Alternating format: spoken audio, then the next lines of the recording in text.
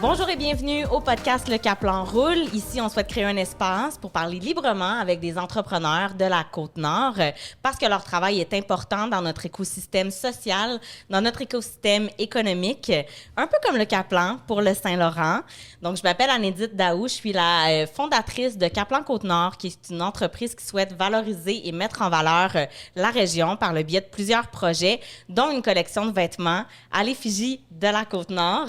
On travaille avec plusieurs artistes que vous pouvez découvrir sur notre site web caplan.ca. En ce moment, je porte le chandail Route 138 fait par Viviane Valran et André, qui est juste à côté de moi, porte le chandail, le crewneck motoneige, première édition d'ailleurs, donc une pièce vintage. Ouais. Donc voilà, le podcast, le Caplan Roule sur le territoire, c'est un projet que j'affectionne particulièrement, un projet spécial dans le cadre du podcast Le Caplan Roule, mais on se déplace sur le territoire pour aller rencontrer en présentiel les entrepreneurs dans les différentes régions de la Côte-Nord. J'aime bien dire qu'il y a plusieurs régions dans la Côte-Nord parce qu'il y a plusieurs enjeux différents. On se trouve actuellement à la distillerie Brasserie Pijalon à Havre-Saint-Pierre et je suis pas seule comme vous avez pu le constater. Je suis avec une belle équipe, donc derrière les caméras, il y a le groupe North Shore dont on a David Bacon et Dylan Larrivée qui sont en charge en fait de la captation de ce podcast et du montage également. Et à mes côtés, de retour, parce que tu n'étais pas là pour le podcast Haute-Côte-Nord. Eh oui, j'ai dû retourner dans mon Abitibi natale. Merci de vous ennuyer, c'est gentil. Mais content d'être de retour, André de la microbrasserie Saint-Pancras. Merci encore de... tu voulais me présenter. C'est beau que tu te présentes, mais oui, André donc... Mario m'a donné de la bière, là, fait qu'on m'a perdu. C'est ça. Donc, bienvenue, André. Merci d'être là. Merci de co-animer avec moi ce bel entretien qu'on s'apprête à avoir. Mais avant de présenter nos invités, peux-tu me présenter, en fait, les différents commanditaires sans qui ce podcast-là ne pourrait pas être réalisé? Oui, donc en fait, toutes les émissions en fait sont possibles grâce le Caplan Roule sur le territoire et une présentation des SADC, donc la SADC de la Côte-Nord, SADC Manicouagan et SADC Haute-Côte-Nord. Et puis, en se déplaçant en Méganie, vous savez, chaque émission, on veut aborder une thématique. Ici, on veut aborder en fait la thématique davantage de l'éloignement. Et l'éloignement, sur son côté, les défis, mais aussi la valeur ajoutée que peut apporter l'éloignement dans un projet entrepreneurial. Puis on est super content d'avoir 3 entrepreneurs chevronnés avec nous qui font autant de la diversification, qui ont fait plein de projets dans le plein air aussi.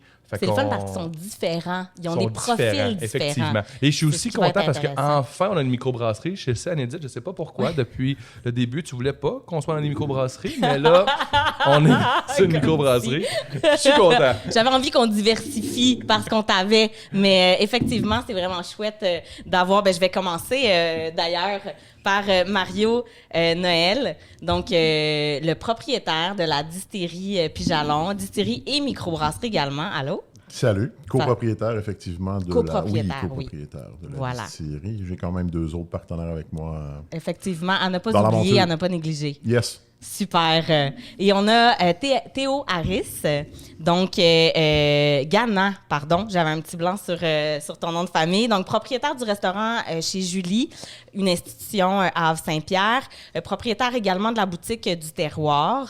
Bienvenue au podcast, merci d'être là. Merci de m'avoir invité. On a également Mathieu Bourdon, qui est propriétaire de l'entreprise Noriac, qui est une entreprise d'excursion en kayak et en rafting également. Salut. Oui, tout à fait. Salut. Donc, merci beaucoup d'être là. Avant de commencer à discuter de nos différentes thématiques, on a on a quand même quelques petites bières, café. Moi, c'est de l'eau. Fait que là, je me disais, ça serait peut-être chouette d'avoir un petit drink, d'avoir un petit verre qui parle un petit peu de notre territoire, qui parle un petit peu de notre Côte-Nord. Et c'est là qu'on arrive au segment « Boire le territoire ».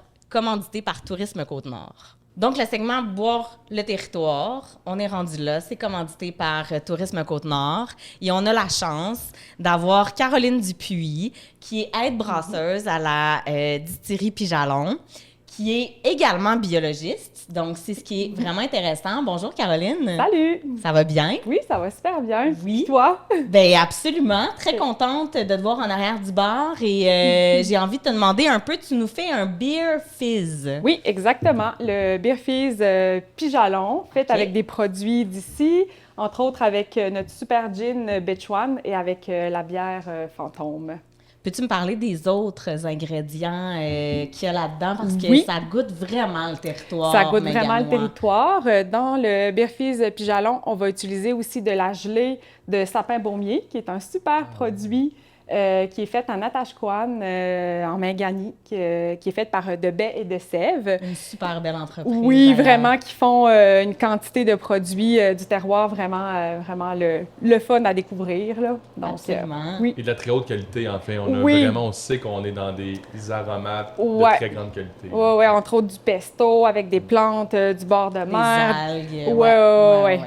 Et il y a de la gelée ou un sirop d'érel, je crois. Oui, exactement. ouais. On met un sirop d'érel dans ce cocktail-là aussi. L'érel, la graine rouge, Oui, pour vrai, je pense que c'est mon fruit préféré de la Côte-Nord. Je trouve tellement que ça a un goût un peu acidulé. si on aime les canneberges, souvent on va aimer l'érel. C'est Ouais, un hein? goût qui s'apparente, oui. Puis ça se marie bien, donc, dans un drink comme tu vas nous Oui, faire aujourd'hui. oui. Ça amène un petit goût acidulé, ça amène une fraîcheur aussi. Il faut savoir que dans le Beach One aussi, il y en a de l'érel. C'est subtil parce que c'est un mélange d'aromates, mais oui, ça en contient aussi. Formidable. Ouais. Ben, écoute, pendant que tu fais ça, je peux te poser quelques questions. Oui, certainement. T'es une vraie Cayenne, Je native suis de Havre. une vraie Saint-Pierre. Cayenne, oui. Née Oui. ici, grandie ici, puis après mes études postsecondaires, je suis revenue à Havre-Saint-Pierre pour travailler en biologie à Parc Canada. Et tu rêvais de travailler à la brasserie, en fait, et distillerie Pijalon. Oui. Pourquoi?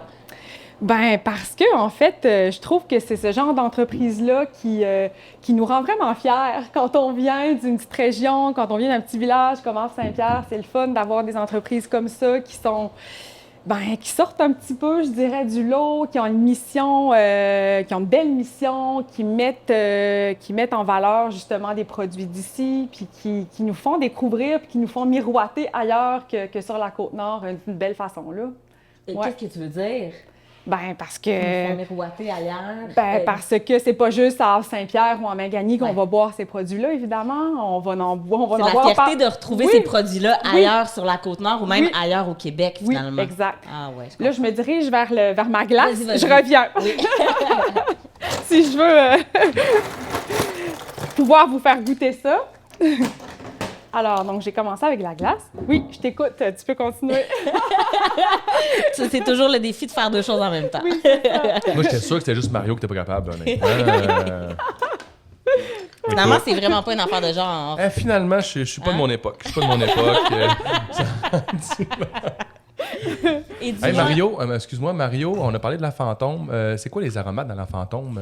Ben, dans la fantôme, dans le fond, on utilise du mirique baumier pour. Mirique baumier. Ouais. Cueilli ici par la... Cueilli ici, oui, par soit de baies de sève ou le grenier boréal aussi. Donc, des entreprises locales de la Méganie qui vont te fournir un aromate. Même chose, j'imagine, pour tes gins. Là, on parle d'entreprises locales. Tout ce qui, dans le fond, tout ce qui vient de la Méganie est récolté par d'autres entreprises là, de la région. Là. c'est qui crée les recettes derrière les cocktails? Ricardo? Bon, derrière les cocktails, Ricardo? Vous appelez Ricardo? Oui, mon grand chum Ricardo. Un grand Non, mais narcotique. en fait, tu sais, on essaie quand même quelques petites choses de temps en temps. Tu sais, le Beer Fizz, ça fait quand même quelques années qu'on le traîne quand on va dans les festivals. Ok. Mais là, on l'a pimpé un petit peu plus cette semaine, un matin. Cette Parce que- semaine? Oui, c'est parce que oui! c'est le matin qu'on a le temps de faire ça, ces affaires-là. C'est le matin Fait que la que, créativité oui, est là. et en un fait. petit peu plus, ouais. Avant le dîner, là. C'est vrai dans tous les domaines, ça, Théo, que c'est le matin que la créativité est forte? C'est parce que Mario, si tu buvais pas autant le matin, peut-être qu'il te resterait de la créativité. Ouais, c'est ça. Dis un chef En fait, d'expérience. Non, là, mais c'est ça. Mais en fait, le truc, c'est de ne pas manger le matin. Parce que quand la digestion commence, ça tue la créativité. Fait que, Ok, fait que non seulement c'est ça, tu je l'as mange créé jamais avant le matin, midi. Moi, mais je mange sans jamais avoir avant mangé. midi. Pas mal de ça. Fait que ce drink-là, il est bon le matin, ça va manger. Ah, il est bon tout le temps. Il est bon tout le temps. Oui, c'est ça. Mais pour le créer, il faut le faire le matin. Parfait. Mais blague à part, c'est vrai que moi, quand je me lève, la créativité, c'est là qu'elle est à son summum. Je m'excuse, Comme je vais faire un peu de entrepreneur, bruit. là. Ouais, vas-y. Mais c'est drôle parce qu'en fait, on parle de créativité qui n'était pas nécessairement au menu, mais moi, j'arrive là de 5 heures de route de Bécomo, puis on parle d'éloignement, la créativité. Je ne peux pas croire, checker mon OneNote, là, j'étais en voiture tout le long, je m'envoyais des notes non-stop, là. Ben, je veux dire, ça fait partie aussi de tu sais, mes journées de route, mettons, je pars d'ici, je suis tout seul dans le char jusqu'à Montréal, là, le cerveau, il se fait aller... C'est vrai aussi pour vous, sur Théo, une Mathieu? bonne track. Êtes-vous des genres d'individus quand vous avez des moments pour réfléchir en voiture, ben là, les projets explosent, là? Oui, tout à fait. Moi, ça, je pense que ça fait peut-être partie de caractéristiques des entrepreneurs nord-côtiers. On a tous de la route à faire. Moi, personnellement, c'est le matin que j'aime faire de la route. Fait que, tu sais, par exemple, s'il faut aller à Montréal, ben moi, j'aime ça partir à 3 heures du matin. Fait que, tu sais, OK, toi, t'es vraiment tôt, Ouais, là. Mais Mathieu, je suis partie à la même heure hier de Montréal pour arriver à cette île. Je sais pas, c'est peut-être j'allais dire une qualité, mais c'est pas tant une qualité, peut-être une caractéristique nord-côtière. Ouais, ben, de dire, moi, on aime ça partir j'ai des tôt. souvenirs Ouais. de partir avec la famille, puis les enfants, je réchauffe la voiture, puis les enfants, je les transporte dans leur sleeping bag directement dans la voiture, puis on part, puis Ouais. t'attends pas un mois avant Bécomo, là. Et ça, c'est quand même assez C'est extraordinaire. C'est C'est une bonne extraordinaire. technique. Ouais. Très bonne technique. Théo, Ouais. toi? Ben, moi, c'est pas mal ça aussi. J'ai beaucoup de meetings annuels, je vous dirais, dans mes voyages. Parce que Ah ouais. si je voyage tout seul, je vous dirais l'invention du Bluetooth, là. Ouais. Malgré Ça a fait la le fait job que parce sur que- la route, il n'y a pas toujours du réseau. Ouais, mais attends, nous autres, OK. on est habitués, là. Ah, c'est ça, hein? Fait que vous placez Tu votre dis meeting. tout ce qui est important ouais. avant d'arriver chez Mathieu. Tu recommences à parler à cette île. Donc, à Longue Pointe, c'est ça? T'essayes de pas te garder de détails importants pour les côtes de Bécomo, mais le reste, ça va très bien. Mais c'est vrai que j'ai eu on parle de discussions, de négociations avec, que ce soit les compagnies d'assurance, etc. Quand on sait que ça va prendre du temps, ben, on a la journée à se taper de route anyway, donc souvent, puis on n'a pas à se tracasser pour perdre notre sortie.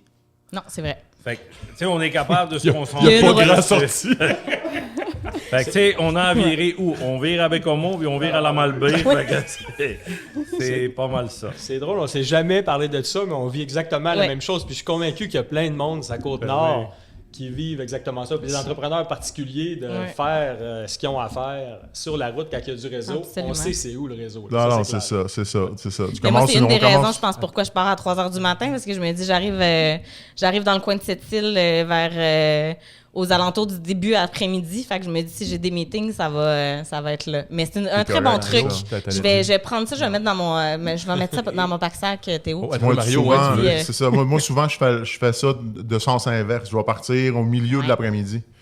Tu sais, parce que souvent, le soir, il y a plus personne sur la route, puis tu sais, ça roule quand même bien. Fait que ça m'arrive très souvent de partir du Havre après dîner, puis tu sais, après souper, après ça, on est clair, tout est passé, tout est correct. La tout va bien, là, créativité, c'est ça. surtout, est passée. Ouais, oui, mais tu sais, quand je pars en famille, souvent, on va partir l'après-midi. Sinon, si je pars tout seul, je vais partir le matin, parce que là, j'ai des choses à faire dans ma journée qui sont planifiées pareil. Mes appels, tout le long m'en allant, sont souvent déjà planifiés, puis ouais, on le fait comme ça. Formidable. Ben là, Théo, je pense que pendant ce temps-là, et waouh, c'est magnifique. Mon Dieu, le On en a verre juste est, deux. Non, On mais s'est la, partagé. Je vais en faire d'autres, je vais en faire d'autres. sincèrement, la couleur et le petit thé du Labrador sur le dessus, ça donne un visuel vraiment très beau et très nord-côtier également. En effet, ça boucle la boucle avec la Côte-Nord. Formidable, merci Ben, Caroline. Ben, je te laisse tout peut-être plaisir faire pour moi. les autres avant de les servir. Parfait. desservir. Donc, c'était notre segment Tourisme Côte-Nord, notre segment, en fait, Boire le territoire, commandité par Tourisme Côte-Nord, qui se prolonge un petit peu dans... Et qui encourage la les van life et le thématiques, déplacement sur les longues distances. Ben, la route 138, en fait, c'est une route... C'est une belle route à voyager.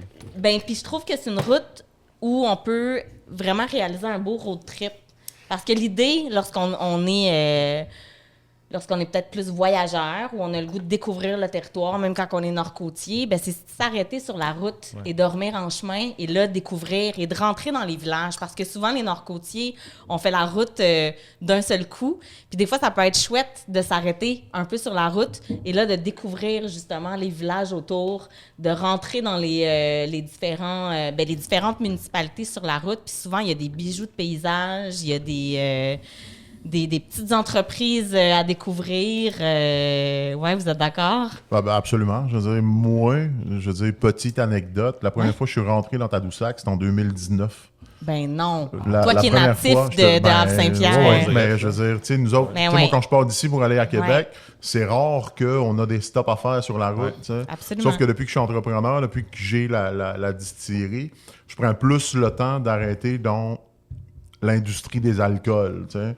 Fait qu'on est parti à un moment donné, moi puis mon partenaire à l'époque, pour aller faire une dégustation à Montréal. On s'en allait à la grande dégustation à Montréal, puis on a fait comme... Tu es toujours rentré à Tadoussac, toi? Non. Tu as toujours goûté aux bières de la microbrasserie à Tadoussac, toi? Non. Bon, on va prendre une heure pour y aller. C'était la première fois que je rentrais dans Tadoussac de ma vie. Ouais. Puis comment C'est t'as bon. trouvé ça? Ben, ça fait 12 fois que j'y vais depuis ce temps-là. Cette année. Cette année. Cette année? Moi, je vous dirais, ça ressemble un peu. Par contre, je bois pas d'alcool, mais j'ai dans mon garde-manger probablement toutes les versions de tartinade, de caramel, Ah ouais. de chandelle, de pot de miel, de tout ce que tu veux. Sur mon passage, le dernier voyage, j'ai arrêté aux Escoumins à la poissonnerie. Et j'ai regardé Quelle certains belle produits et tout, mais poissonnerie, ouais. tu sais, évidemment, avec la boutique du terroir, on regarde les lignes et tout, mais j'arrive chez nous, je me dis, ben, j'ai plus de pots à essayer que j'ai de lunch à faire dans les prochains 2 mois. Fait que mais encore là, ça fait partie de notre trajectoire qui est modifiée parce que depuis minimum les 5 dernières années, l'offre de la Côte-Nord s'est bonifiée énormément, développe énormément. au niveau de la boisson, au niveau de la nourriture, au niveau de plein de... Du tourisme aventure Du aussi. tourisme. Là. Ouais. d'aventure aussi. Je pense pas que Mathieu arrête de faire une descente en kayak à chaque stop en montant à Montréal, mais quand même, on voit que ça a modifié nos façons de faire le trajet. Ben là, on Ouais. est parti. Là. On est parti. Caroline a fait les drinks, ça va bien. Fait que Est-ce qu'il y a une version sans alcool, Caroline? Est-ce qu'on pourrait en faire une? En faire une? On pour pourrait en Théo, faire une. qui boit pas d'alcool? Ben pourquoi pas? Théo boit rarement, pas jamais. Oh! Ben, Ah, ça donc sera- là, ça va être le drink. On Ok, sera bon, ben rare. super. Mais j'aurais envie de vous lancer, messieurs. Écoute, la thématique qu'on va aborder, c'est l'éloignement aujourd'hui et tout ce qui vient avec l'éloignement et tout ce que derrière ça. Puis d'entrée de jeu, là, brisons le tabou. Là. On est-tu loin à Havre-Saint-Pierre ou on n'est pas loin? Là? OK, je me lance. C'est Montréal qui est loin. C'est ça la différence. Oui, mais pour un entrepreneur, il se trouve-tu loin, l'entrepreneur?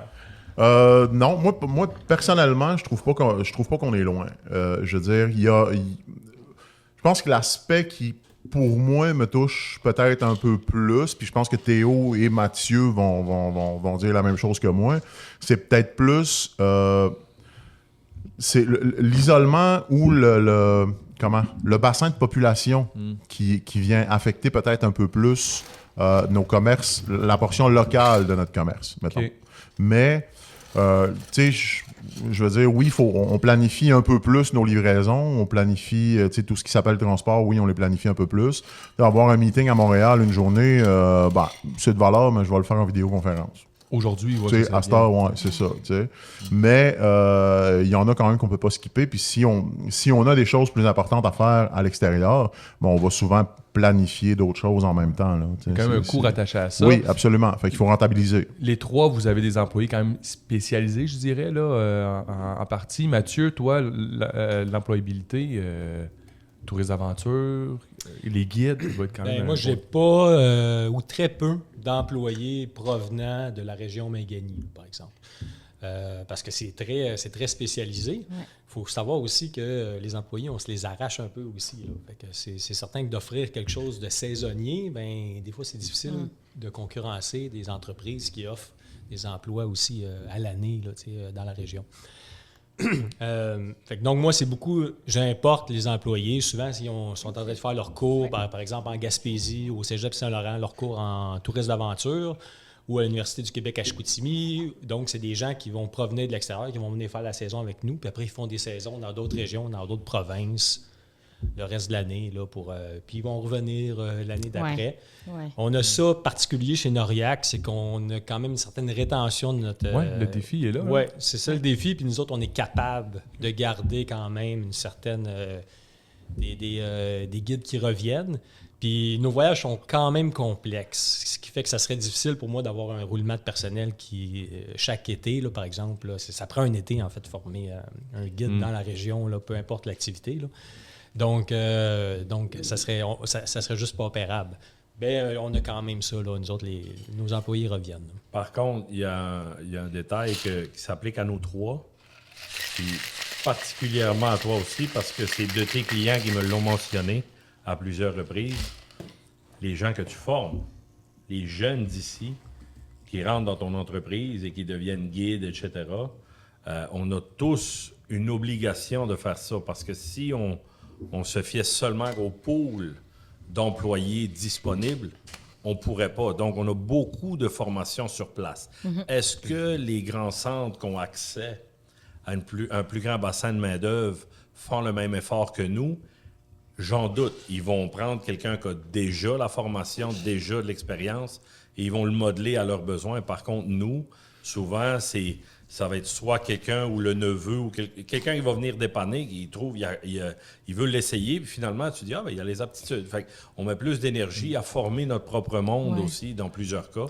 Mais ça m'amène aussi à penser que souvent, lorsqu'on est en territoire plus éloigné, le système D et le système débrouillardise embarquent rapidement, j'ai l'impression. Est-ce que c'est le cas? Est-ce que la question est par rapport aux employés, par exemple? Bien, par rapport aux employés, dans le fond, que vous formez, par rapport aux gens que vous engagez sur le territoire, par rapport à vous comme entrepreneur aussi. À trouver des solutions. À trouver des solutions, à comment former les employés ou comment faire en sorte qu'un employé peut être rapidement peut-être assez agile sur le plancher. Est-ce que c'est quelque chose que vous vivez dans vos entreprises? En fait, le système D doit être là dans tous les aspects de l'entreprise, pas juste au niveau de la main-d'œuvre. Mais, tu sais, ici, je veux dire, on est à Havre-Saint-Pierre, là, des plombiers spécialisés en alimentaire ici ou des électriciens spécialisés en industriel comme on a.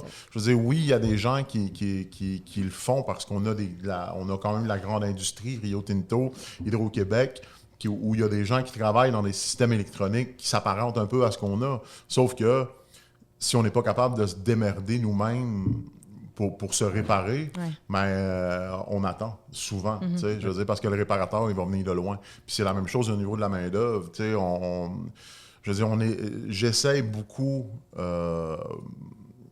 d'embaucher des gens qui sont débrouillards et qui peuvent se démerder un peu dans tout parce que, je veux dire, on n'a pas le choix. Parce que toi, Mario, je veux dire, ton entreprise, distillerie, microbrasserie, puis Jalon, il n'y a personne, on n'est pas à Montréal où tu vas pouvoir recruter un distillateur ou un maître brasseur d'une autre brasserie.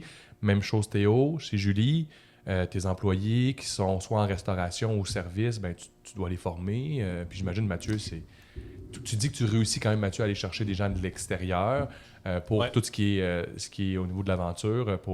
Juste de Norac. connaître le territoire, de savoir comment aborder la rivière, de savoir... On a tellement un territoire qui est particulier et qui est sauvage aussi. Donc, ça doit prendre...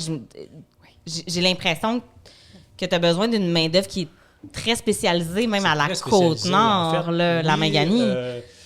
La Macpaille, on ne l'aborde pas de la même façon qu'une rivière, plus près des grands centres ou dans d'autres régions. Mais par exemple, si j'ai un jeune, par exemple, dans la région qui s'intéresse kayak de mer, qui s'intéresse à la descente de rivière. C'est certain que ce jeune-là, moi, Tu je vas vais le spotter, l'accrocher. là. Je vais le spotter à 12 ans. Là.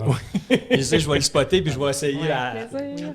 Mais je vais, 14! je vais juste remercier Caroline Il pour nous a Le temps fait Mégane, 14, il- 14. Non, mais dans le sens qu'on va l'incorporer dans nos activités. Ça, c'est certain. J'en ai un à Longue Pointe, par exemple. Ouais. Il s'intéresse à ça. Ben, il est venu cet été. Ben, il a embarqué sur un cours. Puis, il y a un cours de kayak qu'on donnait. OK. Puis j'espère qu'il va continuer. Puis là, il y a un kayak. Puis il s'intéresse à ça. Puis il vient tourner autour de l'entreprise. Puis c'est bien parfait. Puis il va faire les voyages avec nous autres gratuitement. Puis il y a 14 ans, là, présentement. Ben, on revient à l'initiative, c'est-à-dire que le fait que tu l'intègres gratuitement, tu veux. Puis j'imagine, Théo, en cuisine, tu dois chercher les jeunes qui trippent cuisine ou qui trippent. Ce qui arrive, c'est justement le fait qu'on soit éloigné, la nécessité crée l'innovation. Ouais. C'était vrai pour la roue, c'est vrai pour l'entrepreneuriat aussi, dans une région éloignée comme la nôtre. Donc, on n'a pas le choix. On a eu le chemin, tu sais, tout le monde dit restaurant, bon, tu commences plongeur, tu deviens ou boss boy, tu deviens assistant et cuisinier, etc. On l'a eu, ça. Ensuite, ça prend des gens qui sont professionnels, ça prend des piliers aussi. Puis, on a aussi recours à l'emploi au niveau de l'international. J'ai eu mes premiers employés qui sont venus. Mais au moment, la façon que les règlements sont faits, quand il y a un employé qui vient sous contrat, ben, le ou la conjointe va avoir un contrat ouvert, un permis ouvert qui leur donne plus de liberté à travailler pour n'importe quelle entreprise. Ouais. Par contre, au Canada. Donc, moi, ce que j'ai fait, ben, dans un contexte de pénurie de main-d'œuvre, j'ai eu l'employé qui était relié au contrat fermé, au permis fermé, mais j'ai pris l'autre employé aussi qui avait un permis ouvert. Pourquoi je prendrais la peine de dire elle va aller ailleurs dans le temps que moi, j'ai des besoins? Mais on a les jeunes et il faut s'habituer aux nouvelles réglementations aussi. Nous, on avait, je pense, 4 employés qui ont dû quitter au mois de juin. C'était 4 employés qui avaient 13 ans, qui pensaient... J'en ai 2 que ça faisait... C'était leur 2e saison de travailler pour nous. Ouais. Ils se sont fait dire, vous ne pouvez plus travailler. Fait que c'était un peu rock'n'roll. C'était catastrophique pour eux autres parce qu'ils commencent à prendre de l'expérience. L'été passé, j'avais un cuisinier. Il a commencé à travailler à 12 ans. Il est rendu à 20 ans. Ouais. Il a commencé à 12 ans comme plongeur. Puis cet été, il s'occupait de son poste et il avait... un très bon salaire qu'elle a avec les conditions et tout. Donc, pas le choix de s'adapter à cette réalité-là. Je vais juste prendre 2 petites minutes pour remercier Caroline parce qu'elle est en arrière du bord puis je veux juste la libérer. Il n'y a pas d'ascenseur, d'ailleurs. Non, c'est ça. Il n'est pas installé encore. Quitter, tout doucement. De toute façon, il ne mènera à rien. Merci énormément pour le verre. Là, je vois que tu en as fait un de plus, en fait, pour... 2 de plus, un de plus pour... bref. Pour vous?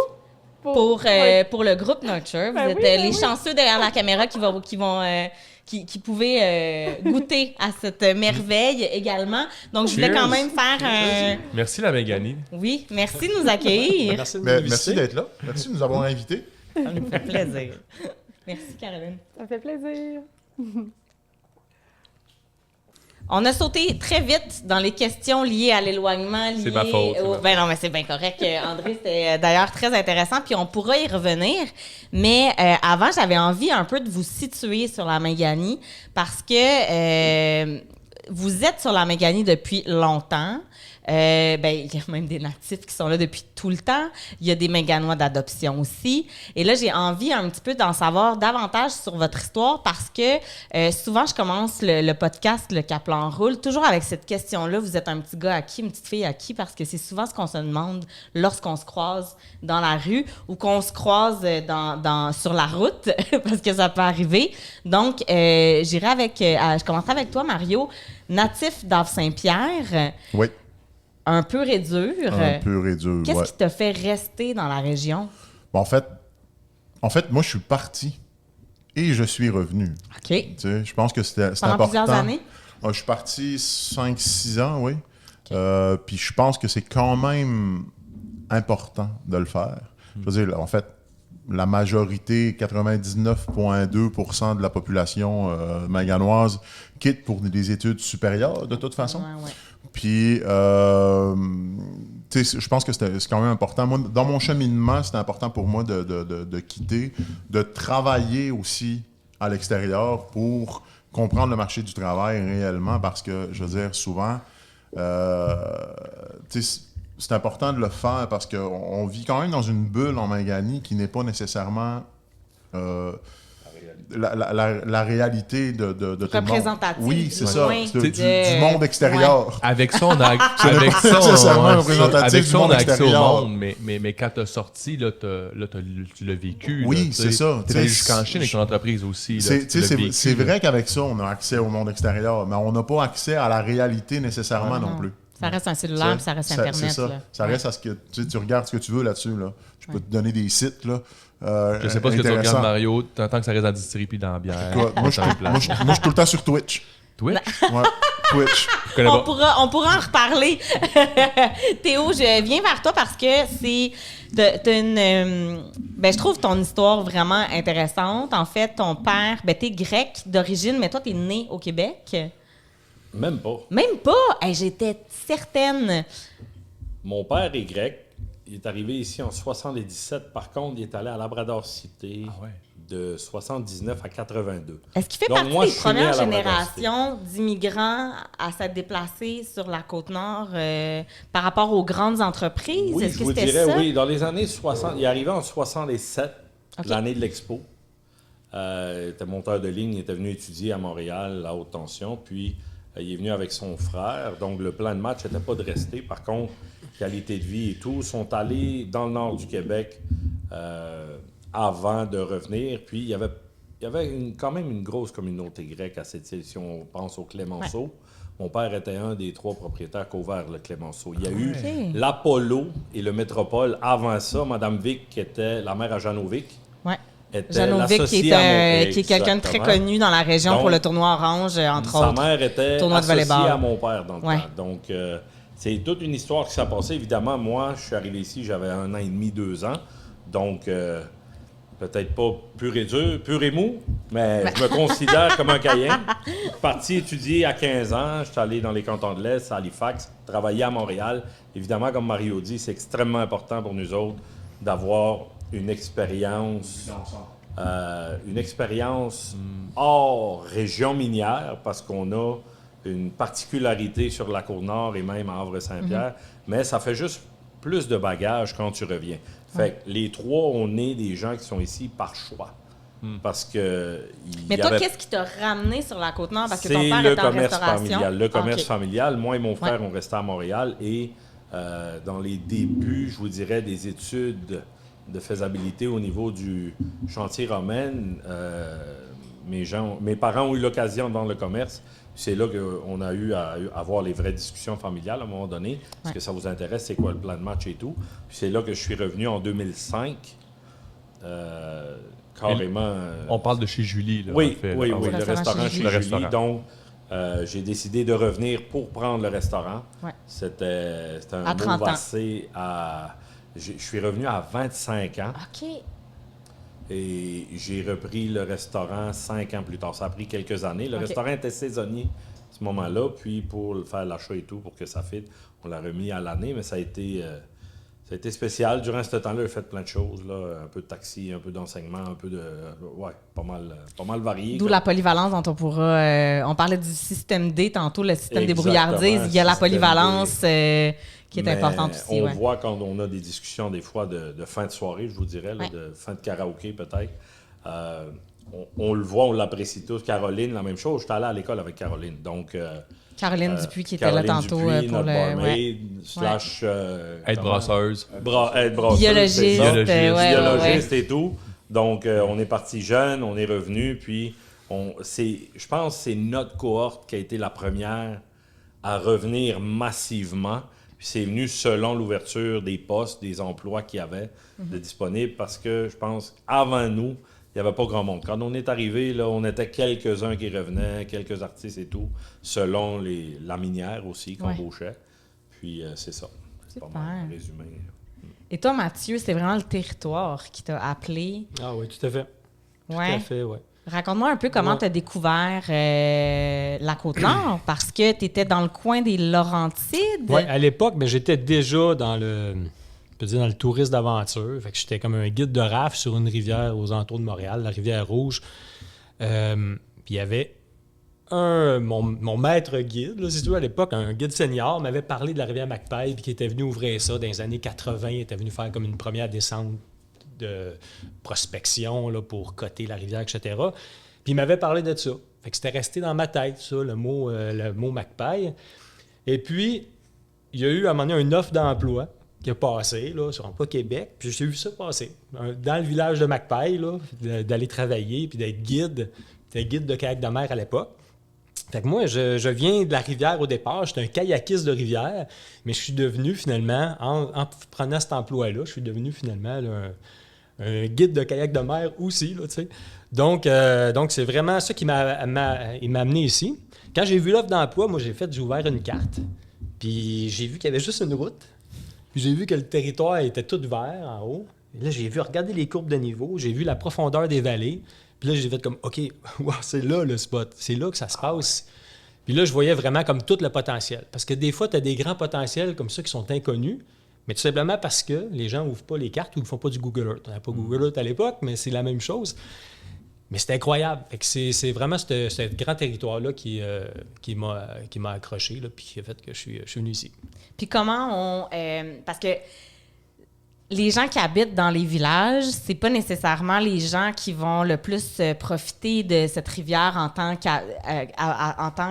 Tu sais, ça va être beaucoup les gens sur la Côte-Nord, ben peut-être, corrige-moi si je me trompe, mais dans le village où tu habites, Longue-Pointe-de-Mingan, je me dis, est-ce que les gens, c'est pas tous des aventureurs ou des gens qui sont des adeptes d'excursion, de kayak de mer et tout ça? Il y en a quelques-uns. Tout à fait, mais les gens, souvent, c'est plus, on va au camp, en skidoo. Ils profitent de la nature peut-être différemment que de faire des grandes excursions, où tu avais vraiment l'impression d'arriver dans un bassin où les gens profitaient beaucoup de la rivière. Ben, c'est sûr qu'on parle des la Autochtones. Rivière, parce que c'est assez comme précis, comme type d'aventure ou d'activité. Mais je pense que proportionnellement parlant, il y a le même gens ici qu'il y a ailleurs à Montréal, à Québec. Okay. Fait qu'il y a autant d'aventuriers amateurs de descente de rivière ici ou d'amateurs de kayak de mer qu'il y en a proportionnellement avec la ville de Montréal ou de Québec. Ça, je suis assez convaincu de ça. Puis il y a tout un petit réseau aussi en Méganie. Mais est-ce qu'il y avait un petit bassin déjà de gens qui habitaient ici et qui... faisaient du canot, oui. Puis d'ailleurs, c'est des gens qui ont... le canot, on s'entend que les Autochtones le faisaient bien avant qu'on vienne aussi puis qu'ils profitent de la rivière. Je vais te donner un exemple. Il y a un monsieur de Longue-Pointe qui est un très bon ami, qui est devenu un bon ami à moi. Ouais. Qui, lui, est né dans un canot. Il a été capitaine à Parc Canada toute sa vie. Puis, la première fois qu'il est descendu à rivière McPail avec moi, même s'il ne connaissait pas le bateau en tant que tel, le type de bateau gonflable, il a eu le réflexe instantané en l'espace d'une heure. Il a compris le fonctionnement. Wow, ce qui prend des fois comme un mois. Il y a un jeune de 18 ans que tu prends qui fait déjà du kayak de rivière, puis tu essaies de le mettre là-dedans, ça va prendre des heures et des heures, alors que lui, il l'a eu tout de suite. Fait qu'il y a cette espèce de voie naturelle. Aussi, de toi, démocratiser ton sport, puis en même temps, les gens qui l'empruntent, cette rivière-là, et qui connaissent le territoire, parce qu'il n'y a pas meilleur que les nord-côtiers, souvent de la place, qui connaissent déjà le territoire. Des canoïstes très, je dirais, experts là, sur la Côte-Nord. Puis il y a des gens dans les villages, des messieurs, des aînés. En fait, là, qu'est-ce qui fait un canoïste? Ben, c'est le millage. Fait qu'en fait, il y en a ici qui en ont parcouru du millage. Là. Quand on regarde l'histoire de la Côte-Nord, il y a une histoire qui est Innu, là, qui date, on dirait, de 5000 ans. Puis il y a une histoire comme qui est plus chez les contemporaines, avec l'arrivée des Blancs. Mais il y a eu comme un moment là, qui a duré à peu près 100 ans, là, 120 ans, là, où ces gens-là faisaient la même chose là, en forêt. Là. Fait que les uns apprenaient des autres, puis les autres apprenaient des uns. Ouais. Fait que les Blancs ont amené le canot de fibre de verre, si tu veux, qui était une innovation, si tu veux, chez les Inuits. Puis les Inuits aussi ont montré certaines techniques de canot, mais ils faisaient la même chose. Ils allaient trapper dans le nord. Puis ça, il y avait des gens à Saint-Pierre qui le faisaient, des gens à Rivière-Saint-Jean, des gens à Longue-Pointe. Puis ça, c'est une belle culture commune qu'on partage là, avec les Inuits, là, le canot. C'est super de pouvoir la partager. Tout le monde sait faire du canot sur la Côte-Nord. Ça, c'est pas un problème. J'en connais quelques-uns à Bécamo que j'enverrai pas tout seul sur une rivière, là, mais on me fera ça off-record. Je vous pose la question aux trois. Mathieu, tu m'as fait penser à ça. Si je vous ramène dans vos débuts d'entreprise, parce que tu parlais de petits bassins, entre votre projet de démarrage puis où vous en êtes rendu aujourd'hui, est-ce que la faible densité du bassin, en fait, ma perception, là, je vais jouer franc jeu, là, ma perception, c'est vous avez certainement dû ajouter des cordes à votre arc ou vous diversifier pour créer des entreprises pérennes. Je te lance là-dessus, Mathieu. Est-ce que tu as senti qu'au début, tu es arrivé ici, puis après, tu as comme dit, OK, il faut que je trouve des éléments de diversification qui vont faire que mon entreprise va attirer un public plus large, va couvrir plus large. Oui. Écoute, je pense qu'il y a 2 manières de voir une entreprise. Tu sais, il y a des entrepreneurs qui vont être très systématiques et pragmatiques dans leur manière de concevoir l'entreprise, puis qui peuvent avoir une vue d'ensemble sur 5 ans, sur 10 ans, puis qui ont des objectifs, puis qui ont peut-être des comptes à rendre à des actionnaires, mais qu'il faut qu'ils soient là, par exemple, dans 10 ans ou dans 5 ans. Bon, 10 ans, c'est peut-être loin, mais dans 5 ans, par exemple, c'est dit, on s'en va là. Bon, ça, c'est une manière d'entreprendre, c'est une manière d'être. Moi, c'est pas ma manière d'entreprendre. Moi, je suis plus quelqu'un qui fonctionne à l'instinct, puis puis tant que je peux manger, c'est correct. Ouais. OK? Fait que ce qui fait que je pense que c'était une bonne idée, fait qu'on y va. C'est sûr qu'on fait un petit peu de recherche, puis on analyse un petit peu le marché, mais peut-être pas d'une manière, je te dirais, je ne l'ai pas fait d'une manière professionnelle, cette analyse-là. Mais entre le jour 1 et aujourd'hui, je suis convaincu qu'il y a des choses qui sont rajoutées. Tu es un entrepreneur, tu crées, tu innoves. Je crée, j'innove, mais je profite aussi des opportunités. Ouais. Puis moi, je suis quelqu'un qui essaie de rester le plus ouvert possible pour justement, oui, il y a un objectif, on s'en va là, mais ça se peut que l'objectif bifurque un peu puis qu'on s'en va là. Puis ça, par exemple, au niveau des employés, bien, ça a été ça. Parce que moi, je pensais que ça serait simple. Mais ça, c'était pas simple. Ouais. Qu'est-ce qui n'était pas simple? Par rapport aux employés, la gestion d'employés. D'obtenir des employés qui allaient rester. Ouais. Fait qu'au départ, tu penses que tu vas être là dans 5 ans, mais tu te rends compte assez vite que c'est pas tout à fait ça, puis qu'il faut que tu innoves, puis que tu crées des solutions pour avoir ces employés-là qui restent, puis que des fois, il y en a qui ne restent pas, puis que tu dois faire aussi avec leur passion. Fait que des fois, il y a des produits qui sont créés en fonction de la passion ou des intérêts ou des aptitudes des employés, si tu veux. Ça demande beaucoup d'agilité, finalement, puis d'ouverture, puis d'écoute. Tu m'as volé les mots de la bouche. J'allais dire exactement la même chose. Des fois, j'explique soit à mon équipe ou à des institutions financières, je leur dis, une entreprise, c'est comme un arbre. Les branches et les feuilles vont aller s'il y a du soleil. Les racines vont aller s'il y a de l'eau. Si tu es trop rigide avec ton plan de match initial, t'es fait. C'est beau, Parce ça. que tu n'as pas le choix. Et la dernière phrase qui a expliqué, tu n'as pas le choix de mouler ton offre souvent selon la capacité et les aptitudes de ton équipe, plus que ce que tu es convaincu nécessairement qu'il va fonctionner. Parce que je vois la même chose au niveau de mon restaurant, dépendamment les places où ce que je vois qu'on a une facilité d'exécution et ça tire moins de jus aux gens. Autrement dit, ils sont plus contents de le faire, etc. On va y aller, puis on va diriger l'entreprise vers là. Fait que les gens ne se rendent pas compte de ça, mais constamment, le plan il évolue et il change. Un exemple très précis, au niveau de la boutique, le plan initial, dans le plan écrit et dans le plan verbal, c'était j'allais vendre la pointe de pizza aux fruits de mer. Ah oui, c'était ça? À la pointe. ouais. J'ai acheté l'équipement, le four, le réchaud, tout était prêt. Puis là, on s'entend, c'est pas ça du tout, là. C'est une boutique avec Non, les ça faisait produits, partie ça faisait partie du plan. C'était un Parce des volets. qu'aujourd'hui, juste pour mettre juste pour que les auditeurs puissent avoir une petite référence, aujourd'hui, c'est une petite boutique sur le bord de la mer, en fait, où il y a tout plein de produits du terroir. Le concept de départ avait toujours, les premières compagnies comme de Baie de Sèvres, Le Goyniche, etc., étaient toujours des partenaires dans l'idée de départ. Par contre, il y a un volet au niveau d'intégration verticale, qu'on parlait de diversification, mais ça me permettait d'intégrer verticalement la vente et même, je vous dirais plus, verticale et horizontale parce que ça me faisait un autre point de vente pour le produit d'appel. Ouais. Par contre, quand on a fait les 2 tests de départ, la température montait trop dans les installations. J'aurais perdu tous les produits de la chocolaterie. J'aurais perdu d'autres produits. Donc, ça m'a pris une demi-heure pour prendre ma décision de dire, OK, on oublie ça, on vire le volant, on va de l'avant. Et c'est là qu'on a amené le café. Absolument. Fait que là, on a rechangé le comptoir. Ouais. On avait déjà un petit café, mais c'était pas du tout le volume qui est là. Donc, tu n'as pas le choix, peu importe que ce soit un produit ou service, tu n'as pas le choix de le tailler selon, évidemment, ce qui fonctionne. On fait des tests. Il y a des tours. Je suis convaincu que Mathieu, avec les années, a décidé, ben là, on pourrait virer un peu plus par là ou le faire moins long ou plus long, dépendamment. Mais on n'a pas le choix d'adapter aussi selon nos équipes parce qu'il y a des années que main-d'œuvre est plus difficile, moins spécialisée, ils sont pas aussi habitués. Je pense pas qu'ils partiraient avec des néophytes sans McPie faire d'un bout à l'autre. Fait que c'est la même chose pour nous. Il y a des sections du menu qu'on a éliminées, il y a des sections qu'on a grossies, etc. Tu sais, puis dans le fond, ce que Mathieu disait, je veux dire, même si... Oui, je veux dire, je pense que les investissements de base sont peut-être pas les mêmes, sauf que les questions sont absolument les mêmes. Tu sais. Je veux dire, tu sais, en fait, c'est la même chose. J'ai les mêmes questions que toi quand je me lève le matin. Puis, je veux dire, c'est aussi des opportunités. Tu sais, nous autres, à la base, quand on est parti, le but était de créer un produit pour le sortir de la Mangani. Parce que l'idée de base n'était pas d'avoir un pub ici puis de servir de la boisson ici dans le parc industriel au Havre. C'était de faire du gin puis de le vendre dans la SAQ partout au Québec puis peut-être un peu partout dans le monde. C'était ça l'idée de base.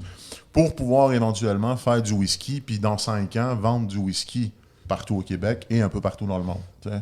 Bon, la pandémie est arrivée tout de suite en commençant, ou à peu près. Fait que on a dû réaménager certaines choses, puis on a dû diversifier.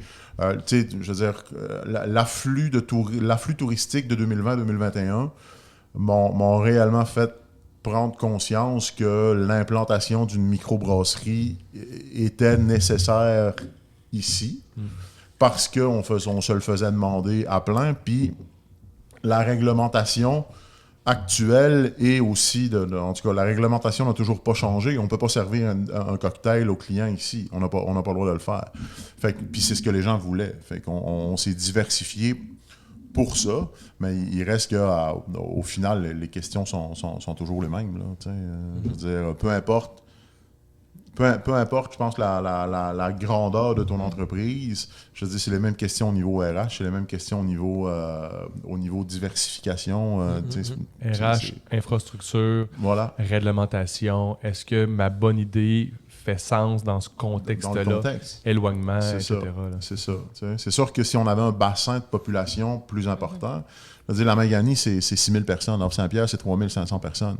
On est dans le fond, le pub sert pour la clientèle locale, mais puis en fait, cet été, c'est ça, est beaucoup plus touristique au niveau estival, mais c'est nouveau de l'été 2023, je peux dire, ou 2022-2023, où la clientèle locale représente 50% peut-être et plus du chiffre d'affaires estival de la distillerie, parce qu'avant, c'était vraiment plus touristique que clientèle locale. Ouais. Fait qu'on se renouvelle, puis je veux dire, le sentiment d'appartenance de la clientèle locale était déjà là quand on a démarré, même au niveau nord-côtier, mais là, avec le pub, je pense que les gens se sentent un peu plus chez eux ici.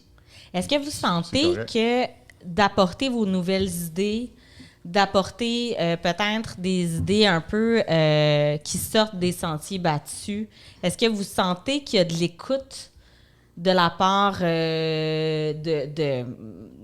des différentes organisations en fait sur le territoire, de la part de la clientèle également, pour justement être en mesure de développer quelque chose d'unique en Mangani? Ben, je pense que oui. Je veux dire, l'offre touristique je veux dire, tu sais, dans le fond, c'est aussi des partenariats. Tu sais, je veux dire, veux pas, on a un partenariat, moi puis Mathieu, que, je veux dire, quand il part dans les îles en excursion, ben, il vient chercher du stock ici, il amène ça avec sa clientèle, puis, je veux dire, il m'amène pour offrir des produits. C'est ça. Ouais. C'est ça. OK. Puis, c'est intéressant. Je veux dire, avec Théo, je veux dire, je veux dire, je choupe chez Julie au moins 5 soirs par semaine. Plus souvent qu'à la maison. Ouais, c'est ça. Mais non, mais je veux dire, tu sais, je veux dire, on essaye de dynamiser notre milieu au niveau touristique, puis je veux dire, c'est pas nécessairement non plus facile de le faire, parce je veux dire, on se le cachera pas, il y a quand même du monde ici qui, eux autres, n'en ont pas besoin d'avoir de clientèle touristique, puis que ça leur rapporte rien d'avoir des touristes au Havre. Oui, parce que vous trois, le tourisme est super important. Mais tu avais l'air à rebondir un peu différemment. Je sentais dans ton regard qu'on parlait des partenaires financiers, puis est-ce qu'il y a de l'écoute sur de faire les choses différemment? Ben, en fait, pas on pourrait parler de partenaires en général. Sans vouloir cibler, on a quand même des difficultés. Là, je pourrais parler du ministère des Ressources naturelles. C'est pas évident, par exemple, de travailler pour changer, mettons, pour avoir des terrains en bord de mer, là, mettons. Ah oui. Ça, fait que c'est un défi que j'ai, moi, qui m'empêche de croître, là, clairement. Toi, tu souhaiterais avoir une installation en bord de mer, semi-permanente? Oui, mais en fait, peut-être une ou plusieurs sur l'ensemble de la Méganie, parce qu'on peut développer puis on peut faire des choses. C'est à cause de l'érosion, j'imagine? Il y a toujours une raison. Il y a toujours une raison. Il y a une zone... ça peut être zoné conservation, ça peut être zoné ou autre, ça peut être zoné érosion. Ça, on l'a beaucoup, là, ça, là, en Méganie. Fait que, oui, on a des... Ces gens-là, c'est pas des gens qui habitent le territoire, donc ils le connaissent comme c'est des... c'est des méandres, c'est des méandres difficiles à savoir exactement pourquoi, puis on peut essayer de faire débloquer, mais ça peut être plus difficile à débloquer. Mais est-ce que c'est parce qu'ils comprennent mal le territoire ou les besoins du territoire ou la réalité des gens qui habitent le territoire? Parce que des fois, il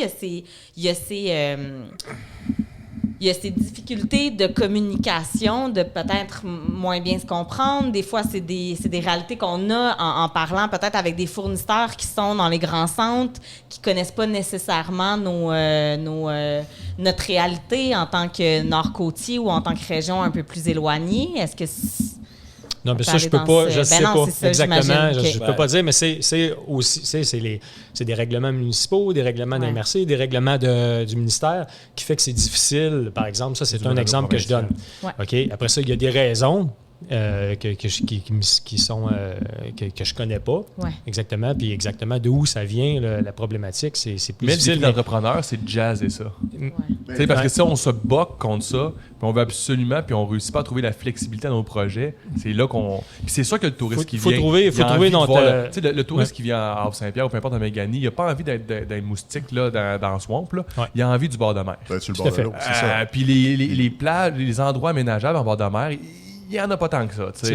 Fait qu'effectivement, il y a cet enjeu-là pour l'entrepreneur qui est comme, moi, je veux mettre ça en valeur, puis parallèlement, on ne peut pas le mettre en valeur. Fait que comment qu'on jazz le truc? Là, c'est ça. En fait, il faut vivre avec, puis des fois, il faut choisir nos combats, mais je ne suis pas le seul, par exemple, à avoir cet entrepreneur. J'en parle parce qu'il y en a plusieurs. C'est ça. C'est la même chose avec le ministère des Ressources naturelles qu'avec, le ministère de l'Économie ou le ministère des Finances au niveau de la loi sur les alcools qui date de 100 ans. Je veux dire, le problème, c'est qu'on est au Québec puis qu'on a une bureaucratie qui est ultra lourde puis qu'on doit dealer avec ça. On n'est pas les seuls dans le monde qui sont comme ça, mais on fait pitié par rapport à plein d'autres places là, comme entrepreneurs, là, parce que chaque fois on veut faire un pas, on se bute sur une porte, puis on va faire 3 pas de recul pour être capable de reprendre notre élan puis de recommencer. C'est à un moment donné... Écoute, je suis sûr que je pourrais lancer Théo sur cette question-là, parce qu'en restauration et transformation alimentaire, il y en aurait certainement long à dire, mais j'aurais envie qu'on prenne l'enjeu de l'éloignement, puis qu'on l'amène mais qu'est-ce qui est beau dans l'éloignement? Qu'est-ce qui fait qu'en tant qu'entrepreneur, l'éloignement vous sert? Je vous dirais que c'est un sentiment, on parlait du système D tantôt. Si j'appelle Mario, je dis j'ai besoin de quelque chose, on est mi-juillet, on commence à plus entendre parler du Pontouzel là, avec sa petite craque. Sa petite craque. Automatiquement, il va être là, qu'est-ce que tu as besoin? N'importe qui est de la place, qui est en ville, tu fais un appel, j'ai besoin que tu me rapportes quelque chose. J'ai besoin d'un morceau de quelque chose. On a le sentiment d'entraide parce qu'on n'a pas le choix. Aujourd'hui, c'est toi qui as besoin, je te dépanne. Demain, ça peut être moi. Compagnie de bateau, ça peut être un seal pour une machine à café que c'est Service maritime boréal, que lui, il a une plus gros inventaire de O-ring, comme on peut dire. Fait qu'on va aller le chercher.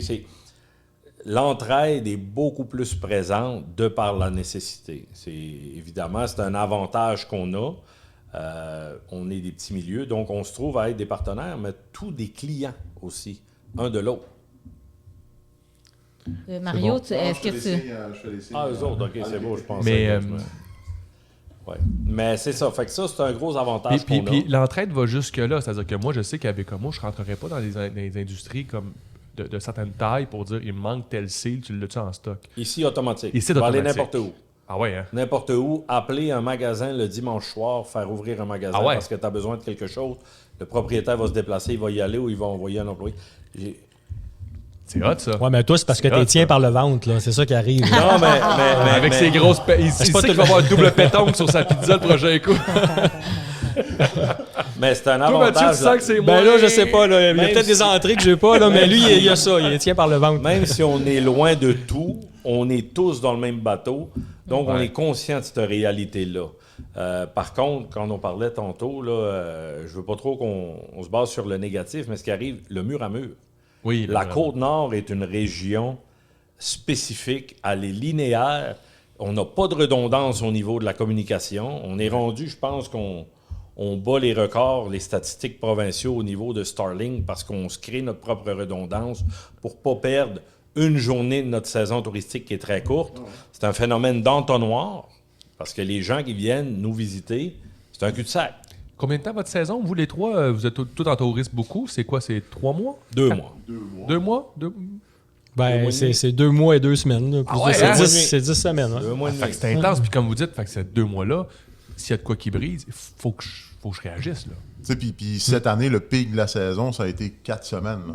Tu sais, je veux Ouais. dire... Année 2020, ouais. été Tu 2023. sais, ça a commencé la deuxième Avec semaine les de feux et juillet, le puis pont ça a Cluzel. fini je veux dire, après les vacances de la construction. Ah, ben, pas après les vacances de la construction, mais à la fin du travail. Ça là. s'est pas étiré, vous, en septembre. Non, vous l'avez pas senti.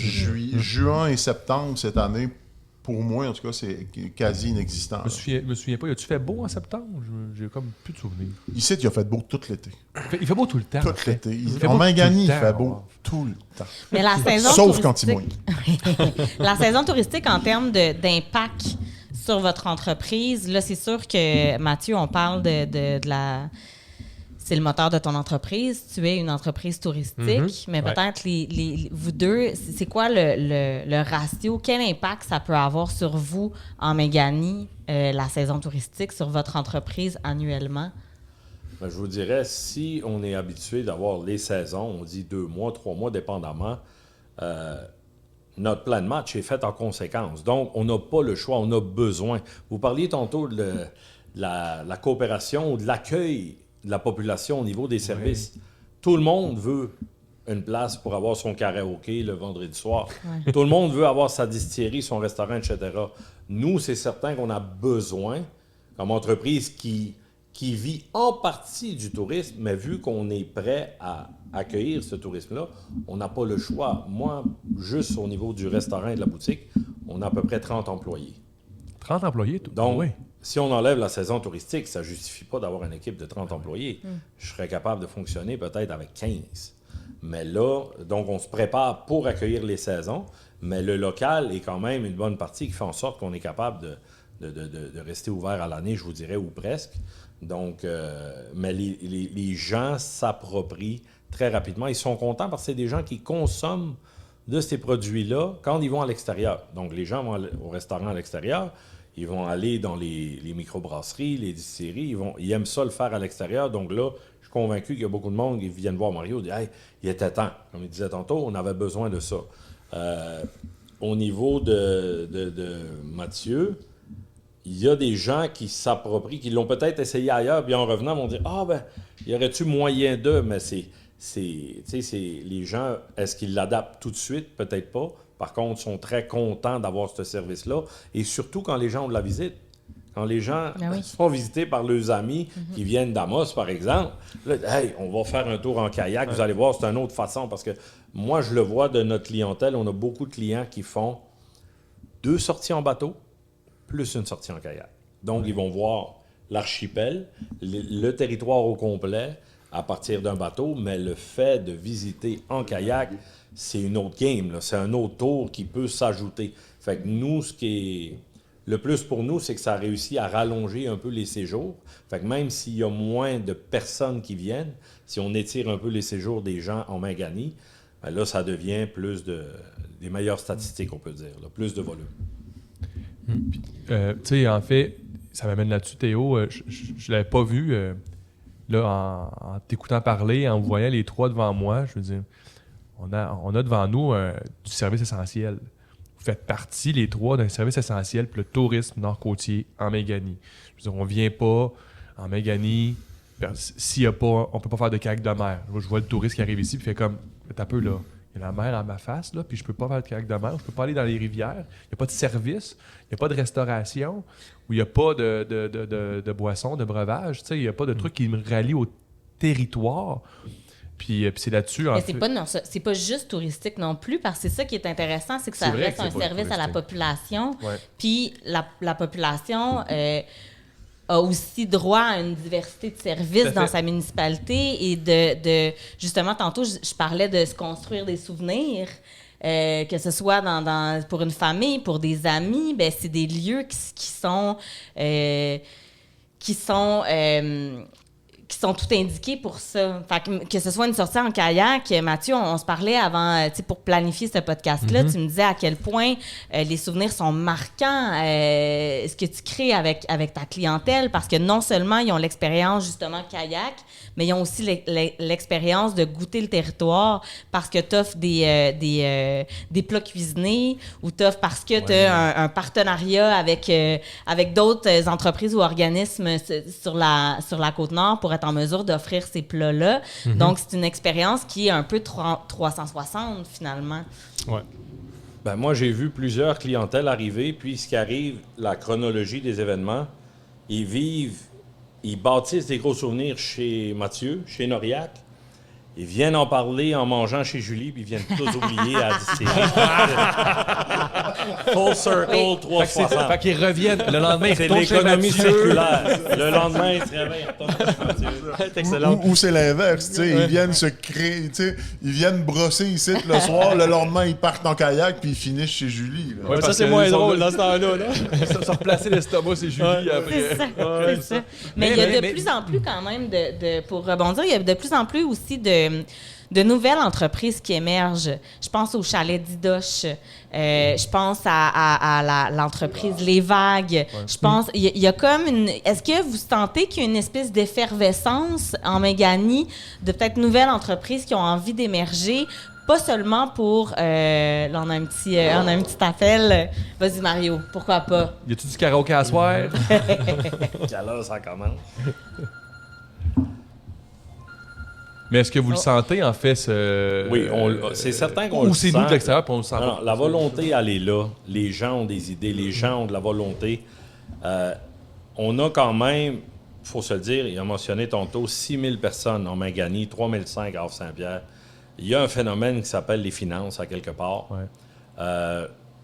Quand tu es entrepreneur, peu importe le domaine, là, que ce soit de l'événementiel, du comment tu catégorises ton... Tourisme d'aventure. Tourisme d'aventure, Ouais. au niveau de la nourriture, au niveau de l'événementiel et boissons, tu n'as pas le choix de te donner à 100%. Mais il faut que les billes se payent. Fait qu'on arrive aussi comment tu dirais ça? Une mauvaise saison d'un plus gros bassin de population peut te faire reculer d'une saison, 2 années fiscales. Une mauvaise saison d'une petite population éloignée comme nous, c'est 5 ans en arrière. Donc, tout projet de développement, les plans quinquennales, là, comme M. Gainé avait, là, les jeunes ne s'en rappellent pas, mais tout plan de match que tu as, vision, ça prend juste un petit peu de sable dans l'engrenage et tu n'as pas le choix de diminuer parce qu'on regarde ce qu'on réussit à faire avec les moyens qu'on a. Évidemment, s'il y avait plus de capital Donc, tu sur la annonces région. la prudence. Oui, pas le choix. Sinon, tu peux te river le nez assez vite ou assez dur. Puis, C'est fou parce qu'en entreprise, là, je veux dire, on le vit, là. Tu as une bonne saison, tu es entrepreneur, tu as 1000 projets. Là, tu as envie, là. OK, ça a bien été, check-moi bien aller l'été prochain, je fais ça. Puis là, dans des milieux comme ça où il pleut l'été prochain, une bonne été de pluie, finalement, ça refroidit. Tu sais, puis souvent, je veux dire, on a une bonne saison, puis tout ce qu'on espère, puis en fait, on se dit, hey, ça va bien aller l'année prochaine, ça va bien 2021, aller, là, va c'est bien ça aller pour tout le temps. c'est ça. Puis là, le mois de janvier arrive. Puis là, on fait comme, ouf. Finalement, on va attendre un peu. Tu sais. C'est Parce frais que- janvier? Hey, c'est frais. Pour les finances? Oui, c'est ça. Tout gèle en janvier, tout gèle. Ce serait quoi pour vous, mettons, 3 qualités d'un bon entrepreneur en Magalie? On parlait tantôt de polyvalence, on parlait de système du système débrouillardise. Pour vous, est-ce que ça prend des qualificatifs particuliers pour vraiment entreprendre en Magalie et surtout être périn, durer dans le temps? Ben, ça prend de la créativité peut-être un peu plus, peut-être qu'ailleurs. Il faut être absolument aussi résilient parce que... On contrôle pas tout, hein? Non. Il passe le micro. Résilience. Moi, je dirais qu'il faut être convaincu parce que c'est dur d'être convaincant si tu n'es pas convaincu. Ah oui. Puis quand personne autour de la table voit comme toi, ça prend de l'énergie pour dire non, on continue. Et il faut surtout ne pas calculer les heures. Ça, là, c'est... Donc, la je passion, pense, souvent, qu'il y a derrière ça. Il faut aimer le contexte, le voyage aussi, pas juste la destination. Ouais. Les gens pensent, Ouais. je vais aller en entreprise, je vais faire du cash, etc. Que tu sois... Peu importe l'entrée, évidemment, tu veux donner un service, tu as des idées. Comme Mathieu expliquait tantôt, ça ne veut pas dire qu'il est dans le super plan d'affaires, etc. Mais il faut que tu aies toi-même ta propre énergie pour continuer d'aller de l'avant. Ouais. Puis ça vient par la passion parce que si t'as pas, moi je dirais ça, si tu n'apprécies pas autant le fait de grinder, comme on dit, c'est dur d'aller de l'avant parce qu'il y a plein de monde pour te dire, regarde, ça marche pas, Ouais. oublie ça se fait pas, c'est impossible, etc. Puis peut-être, on parlait tu parlais de détermination, d'être entêté. La ligne entre, peut-être rapidement, la ligne, elle peut être mince entre l'acharnement et la détermination. Quand est-ce qu'on... où se situe cette ligne-là pour Avez-vous toi? déjà touché Quand est-ce à cette que... limite-là? Ouais, Oui, c'est c'est ça. Oui. On peut pas savoir la limite, elle est où, tant que tu l'as pas traversée. OK. Avec l'expérience, donc. Avec expérience, on peut, je vous le dis, ouais. ça m'est arrivé à plusieurs reprises. Quand on y touche, est-ce qu'on s'en rend compte ou Oui. faut comme défoncer un peu trop Si loin? on s'en rend pas compte, il va y avoir quelqu'un qui va nous le dire. Oui, bon. C'est automatique. Je pense que, tu sais, la limite, tu sais, la détermination et l'acharnement ont la même limite que la marge de crédit, mettons. Non. Donc, pour toi, Mathieu, des qualités d'un bon entrepreneur méganois? Écoute, je pense que à l'image peut-être des villages résilients, tu sais, de la Méganie, de la Côte-Nord, les pêcheurs, les trappeurs, les Inuits, qu'est-ce qui a fait que finalement ça survit dans le temps, malgré le froid, malgré les vagues, malgré la difficulté là, qu'on peut retrouver en forêt? Je pense que c'est l'esprit de collaboration. Fait que je crois qu'une entreprise qui n'établit pas de partenariat solide va mourir. C'est assez clair. Je pense que si tu peux pas vivre sans avoir les partenariats, puis les gars l'ont bien exprimé là, tantôt. Ils expliquaient comment c'était simple puis c'était facile de pouvoir obtenir des services de d'autres entrepreneurs. Mais je pense qu'il est là, la solution. Moi, je travaille avec les deux messieurs qui sont là. On a une très, très belle collaboration. Mais avec d'autres gens de l'extérieur aussi. Tu sais, par exemple, Attitude Nordique, à Bécomo, qui est une entreprise. Super belle entreprise. Super belle entreprise. Fred, Coralie, qui nous envoie là, des gens. Nous autres, la même chose, on leur envoie des gens. On parle positivement les uns des autres. Les vagues, c'est extraordinaire. Puis chacun, avec notre couleur puis notre saveur, on pourrait dire. Fait qu'on fait vivre un petit peu là, le tourisme d'aventure sur la Côte-Nord. Ben, il n'y en a pas de temps. Mais, mais en développant chacun des services complémentaires Tout à fait. au lieu de développer les mêmes services. Puis ça, je trouve ça vraiment intéressant. Puis ça m'amène à penser à qu'est-ce que, dans une petite région où il y a une petite population, c'est quoi votre rapport à la compétition, votre rapport à justement, tu sais, des nouveaux joueurs qui pourraient arriver ou, tu sais, dans chacun de vos domaines, vous avez de la compétition de toute façon, mais comment vous composez avec ça ou c'est quoi peut-être votre définition de la compétition? Est-ce qu'il y en a beaucoup sur la Côte-Nord? Je veux dire, mais dans le fond, tu sais, régionalement, je veux dire, nous, en tant que producteurs d'alcool, on n'a pas, ben, régionalement, je parle Magani, on n'a pas énormément de compétition. Je veux dire, il y a la mouche qui est en Natashquan, mais je veux dire, sur la Côte-Nord, les sur le territoire, c'est microbrasseries, assez, oui, c'est assez ça. loin. Tu sais, Ouais. sur la Côte-Nord, les microbrasseries, je veux dire, on est tous des amis. Je veux dire, tu sais, dans mon idée à moi, on s'entraide. Tu sais, on travaille ensemble. Je veux dire, je parle à Gabriel, je parle à André, je parle à Billy, à Sept-Îles. Je veux Mais dire, vous avez même créé une association oui, justement c'est pour ça. être plus Tu sais, fort ensemble. On a Boire Côte-Nord, qui est l'association des microbrasseries de la Côte-Nord. Puis, tu sais, on travaille ensemble, justement. Tu sais, je veux dire, je ne vois pas André comme un compétiteur, là. Je veux dire, on est complémentaires, là. Je veux dire, lui, il a ses parts de marché. Moi, je vais aller chercher les miennes, parce qu'on commence à distribuer un peu plus. Mais, je veux dire, tu sais, la compétition est pas à notre niveau, là. Même si André est à un autre niveau que moi au niveau de la bière. Je veux dire, la compétition, elle n'est pas à notre niveau, là. Ouais. Nos compétiteurs, c'est les plus grosses brasseries. Tu sais, Ouais. c'est ça, Pas la les compétition. microbrasseries, Non, c'est plus c'est les grandes ça. marques. C'est- Ouais. Mais c'est tu sais, en ça. fait, je me rends compte que puis, tu sais, ça pourrait être la même chose dans le tourisme d'aventure ou dans les restaurants, c'est que on vient chercher une tellement petite pointe de tarte de ce qui est l'alimentation, de ce qui est le tourisme, de ce qui est les breuvages, que on sait que c'est en travaillant ensemble qu'on va réussir à la faire grandir, cette pointe de tarte-là. Et notre défi, il est tout là, parce que c'est quand même difficile d'amener le consommateur à consommer différemment, à aller chercher l'artisan que vous êtes. Puis l'artisan que vous êtes, ben, il est moins connu, il est moins dans les premières recherches Google, fait qu'il demande un effort additionnel aux consommateurs aussi. Tu sais, puis notre tâche d'entrepreneur, moi, ma tâche d'entrepreneur ici en Mangani, c'est au niveau touristique plus, c'est que quand le touriste vient ici sur la Côte-Nord, mais c'est qu'il passe plus de temps ici, Ouais. qu'il reste plus longtemps que si on n'était pas là, ou si Mathieu n'était pas là, ou si Théo n'était pas là. Tu sais. Je veux dire, parce que l'expérience qu'il va vivre ici, c'en est une. L'expérience qu'il va vivre avec Mathieu, c'en est une autre. Puis chez Théo, c'est une autre affaire. Puis oui, ça se fait les trois dans la même journée, mais c'est bien mieux si tu tires ça dans le temps. C'est sûr. Et voilà, de rester plus. Fait que finalement, tout le monde devient un peu complémentaire. Puis c'est vrai qu'en tant qu'entrepreneur, ben on a notre personnalité, donc notre couleur également. Je ne sais pas si vous voulez rebondir là-dessus, sur cette question-là. Sur la question de exactement?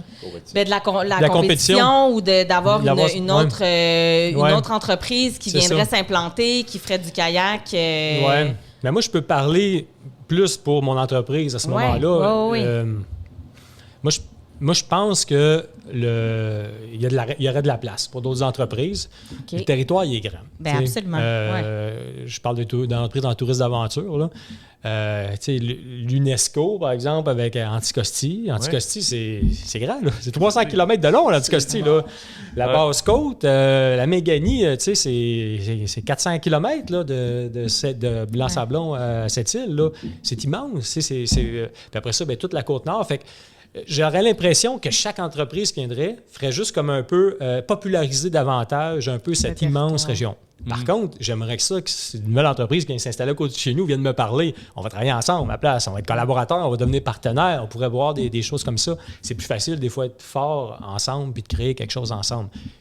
De là, quelqu'un viendrait s'installer, on disait de partenariat, tu sais, puis de travailler ensemble. Quelqu'un viendrait s'installer, il me le dirait pas. Là, je fais, voyons, écoute, on travaille, tu n'aimes pas un Mathieu, ch'tit. ça me parle Ouais. tellement, là, tu sais. Je veux dire, il y aurait les compétiteurs, peu importe, il n'y a pas de trouble dans la mesure où on se parle, C'est ça. puis on sent qu'on connecte, puis que là, on n'est pas en train de se battre pour le même consommateur parce qu'il n'est pas si nombreux que ça. On est en train d'ouvrir le marché sur des nouveaux...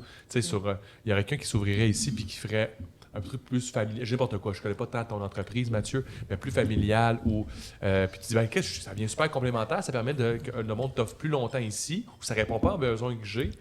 Puis là, on appelle à tous ceux qui veulent ouvrir des entreprises. T'sais, oui, il y a de la place à ouvrir des entreprises sur la Côte-Nord, mais ayez la délicatesse de rencontrer, de jaser, de trouver votre créneau qui va être complémentaire parce qu'il y a de la place pour la complémentarité. Tout à fait. Puis en fait, nous, on a des besoins qu'on aimerait donner en sous-traitance, puis qu'on est obligé de combler par nous autres mêmes. Des besoins de transport, par exemple, qui pourraient être appliqués. Avant de développer, de faire quelques appels pour voir un petit peu le marché, comment il se développe.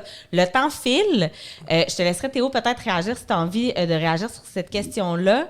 Puis on passerait, parce qu'il y a une question que je peux pas, on peut pas se quitter sans que je vous la pose. Elle fait pas trop mal quand même. Non, quand même pas. Il n'y a pas de problème. Théo, Moi, je suis chaud. Fait que moi, il a pris un pouce de drink.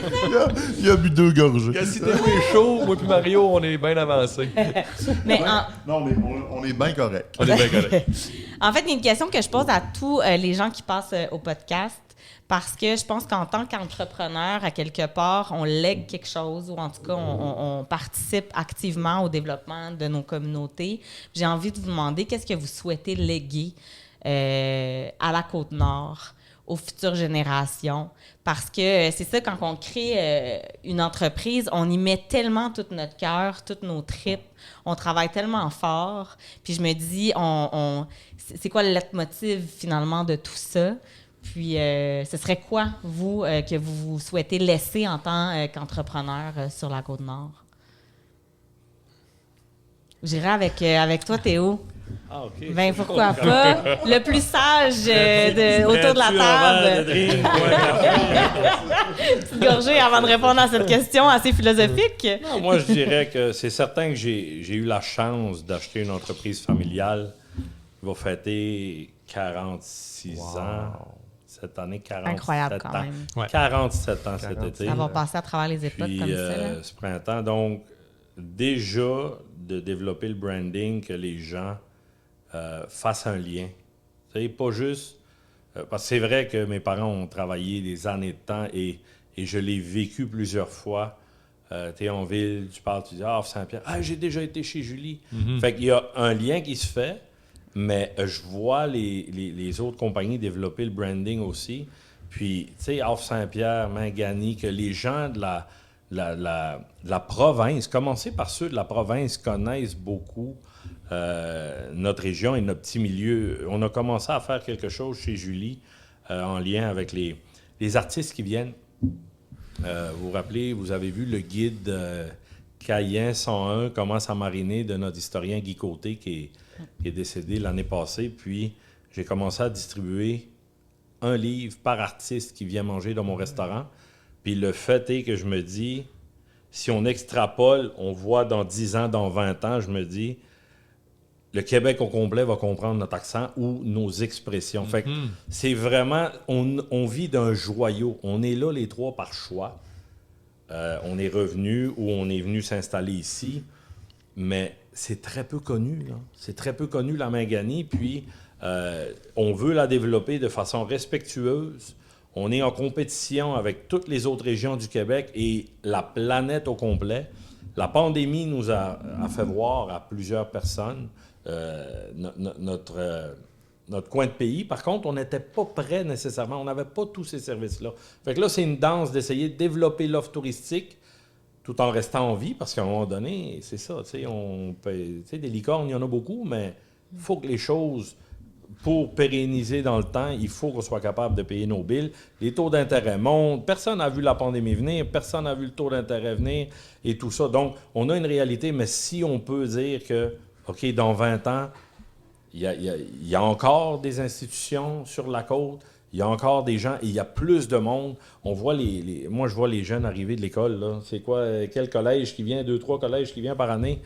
Puis, ces gens-là ne savaient même pas que ça existait dans notre province, un milieu comme le nôtre. Ça, Mathieu le fait bien, là. Il va les chercher direct, puis en autobus, il arrive ici, puis font « Wow! » La même L'écosystème, chose, l'île Anticosti, ouais. on a parlé de l'UNESCO, Ouais. l'île Anticosti. Combien de personnes dans la province sont déjà allées sur l'île d'Anticosti? Pas qu'on vu un documentaire, qu'on vu un Ouais. spot publicitaire, sont allés sur l'île d'Anticosti. J'aimerais entendre Mathieu et il reste 3 minutes. Mathieu et. Mario. Moi, c'est Mario. Voyons, Mario, c'est bon. Moi, c'est Mathieu. Ouais, en fait, qu'est-ce que moi j'aimerais léguer? Oui, en Ouais. 1 minute. En 1 minute. OK. Qu'est-ce que j'aimerais léguer? Ouais, ça, c'est vraiment comme une grosse, question. Ben, en fait, ce que je fais, je le fais par conviction. OK? Ça, c'est assez clair que je veux sensibiliser les gens à l'importance de la préservation de la nature par les activités de Noriac. Donc, tout ce qu'on fait, ben, si on fait goûter, par exemple, le flétan de l'Atlantique, Ouais. ben, on parle de l'enjeu des pêches là, dans l'Atlantique. On parle de ce que vivent les pêcheurs pour aller pêcher le poisson. Quand on fait goûter le gin de Mario, ben, ça nous permet de parler du genévrier, tu sais, puis de la baie de genévrier. La tu sais. découverte. Ben oui. L'éducation. L'éducation. Puis après, quand ils vont manger chez Théo par la suite, c'est la même chose. On les invite à aller manger chez Théo parce qu'ils vont découvrir des saveurs qui vont faire en sorte qu'après, ils vont avoir le goût de préserver, si tu veux, cet environnement-là. Fait que moi, c'est vraiment dans ça que je m'inscris. Fait que si je veux léguer quelque chose qui me rendrait fier, ben c'est que de savoir que chacune des personnes qui passent par Noriac ben, est un peu plus sensibilisée à la préservation de l'environnement. Fait que finalement, c'est la nature qui soutient la possibilité qu'on puisse vivre sur Terre. Il ne faut pas l'oublier, c'est pas anodin, Ouais. là, ça. Là. Ouais, non. Donc, c'est vraiment ça. Des fois, ça a l'air drôle là, de le dire de même, mais c'est ça. Donc, moi, c'est ça que j'aimerais léguer. Puis, je veux aussi transformer mes guides qui s'en aillent dans cette direction-là, qui deviennent des ambassadeurs. Puis, idéalement, j'aimerais ça que Noriac, quand je ne serai plus là, ben, poursuive aussi dans cette direction-là, puis qu'il y a d'autres entreprises qui suivent aussi cette voie-là, là, de cette direction-là. Merci, Mathieu. Léguer Mario. des belles valeurs comme ça, c'est quand même pas rien. Puis je pense que tu le fais d'ailleurs déjà. Oui, Mario. Très bien. Mais en fait, tu sais, de mon côté, je pense que ce qui est important pour moi, c'est justement de léguer des valeurs entrepreneuriales aux jeunes qui, tu sais, de démontrer aux jeunes que tu peux vivre en Mingani, tu peux revenir faire ta vie ici sans nécessairement travailler à la minière ou travailler dans la grosse société d'État. Tu sais, il y a moyen de dynamiser son milieu puis de gagner sa vie en faisant autre chose que de travailler dans les minières. Donc, je veux dire, tu sais, je veux dire, à l'échelle de la Mingani, c'est difficile de devenir riche en faisant ce qu'on fait. Ça c'est clair. Mais, je veux dire, c'est important de le faire parce que c'est comme ça que la survie de nos milieux passe par des petites entreprises comme les nôtres, assurément. Absolument. 100%. Absolument. Merci beaucoup d'avoir été là. Merci pour ces belles discussions. Merci pour les fous rires aussi. C'était vraiment... l'alcool. oui, merci Plaisir. pour le petit gin. Merci, André, Merci, d'avoir c'était le fun. été là. Oui, ben, je pense que oui. Je pense que oui. Ça a été vraiment Merci les gars, vous êtes un stressés chez plaisir. Respire en temps, là. Fait que... Merci au groupe Nurture qui était là pour faire la captation, évidemment, de cet épisode en Mingani-là. Également le montage ensuite et des petits extraits aussi qui vont sortir là, ici et là sur nos réseaux sociaux respectifs. Merci André, encore une fois, de la microbrasserie Saint-Pancras d'avoir été là. On a des petits cadeaux qu'on va pouvoir vous remettre. Cadeau, gracieuseté Kaplan, microbrasserie Saint-Pancras. Donc, on va vous remettre ça tout à l'heure. Merci à vous, chers auditeurs, d'avoir été là. Merci à vous, chères auditrices, d'avoir été là également. J'espère que ce contenu-là vous a plu. N'hésitez pas à m'écrire si vous avez des commentaires, si vous avez des suggestions d'invités également ou d'endroits où aller tourner ces balados-là. On espère que ça vous plaise, ces contenus-là, et on espère pouvoir continuer à vous parler d'entrepreneuriat et d'en discuter entre nous également. n'hésitez pas, on est sur les différentes plateformes. N'hésitez pas à vous abonner à ces plateformes-là, à vous abonner au podcast, à laisser un petit commentaire pour faire rayonner davantage le contenu. Je veux aussi remercier les commanditaires sans qui ce balado-là n'aurait pas été possible. Donc, le podcast roule sur le territoire, ce qui nous permet de prendre la route 138 et de la sillonner pour venir voir ces entrepreneurs-là. Je vais te laisser... André. Oui, ma phrase magique. Oui, c'est ça. C'est évidemment le réseau des SADC de la Côte-Nord, donc la SADC Côte-Nord, Manicouagan et SADC Haute-Côte-Nord qui ont permis tous ces déplacements-là, le montage, etc. Encore merci, messieurs. C'était vraiment intéressant. 1 heure, ça passe vite. On aurait pu jaser encore vraiment longtemps, mais on ira dans vos commerces, jaser avec vous autres. Je suis sûr que vous êtes accueillants. Merci beaucoup. Merci.